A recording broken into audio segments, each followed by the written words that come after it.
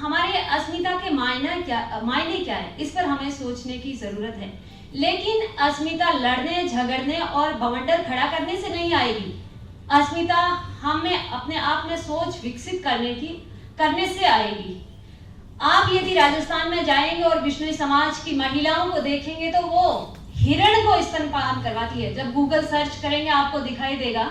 मैं कुछ ही समय पहले मैंने उदाहरण दिया कि ऐसे खुले में भी एक मतलब फोटो वायरल होता है, लेकिन जब महिलाएं ठान लेती है तो उनको कोई रोक नहीं पाता है। नारी शक्ति को भी अपने मातृत्व के प्रति सजग होने की आवश्यकता है। यदि वो प्रेम विवाह के लिए लड़ सकती है तो अपनी संतान के लिए बेशक लड़ सकती है, उसको कोई रोक नहीं सकता है। तो उसको समाज का जो थोपा हुआ मानसिकता है कि हाँ बेटा होने से ही सब कुछ उसका कल्याण होगा, उससे मुक्त होने की जरूरत है और खुले विचारों के साथ अपनी जो भी संतान है उसको अपनाने की जरूरत है, अपने आप ममत्व देने की आवश्यकता है। तो जब ममत्व देगी और वो अपने अधिकारों के प्रति सजग होगी तो ऐसे तमाम सारे उदाहरण हमारे सामने 21वीं सदी में दर बदर बदलते आते हैं। शुरुआत में नीरजा माधव का उपन्यास यमदीप है, वहां मेजर की पत्नी है। मैं कुछ पात्रों का ही उदाहरण दूंगी। यमदीप में मेजर की पत्नी है लेकिन अपनी संतान नाज का परवरिश नहीं कर पाती है। वो भी समाज में उन प्रश्नों से लड़ नहीं पाती है। तो वो बेटी को जब वो किन्नर आश्रम में चली जाती है तो सहजता से स्वीकार भी कर लेती है, वहां मिलने जाती है लेकिन अपने घर नहीं दे पाती। उसके बाद हम दूसरा उपन्यास देखते हैं किन्नर कथा।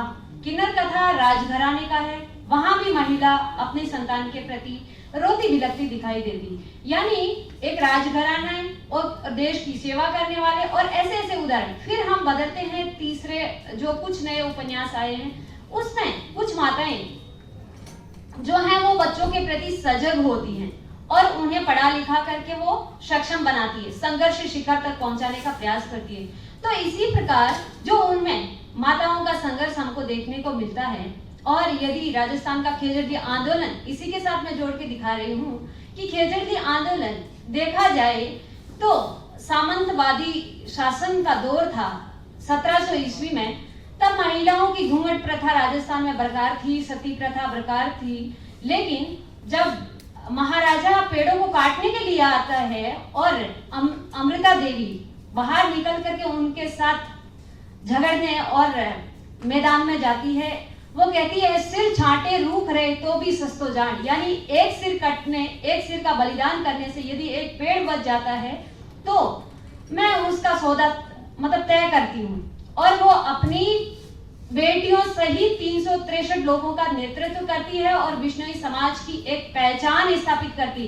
यानी ये होती है नारी शक्ति की जो एक अंदर की जो जोश। वहां उसको कभी किसी ने मौका नहीं दिया था कि बाहर जाकर के तुम ये कर सकती हो, लेकिन उसने अवसर तलाशा था।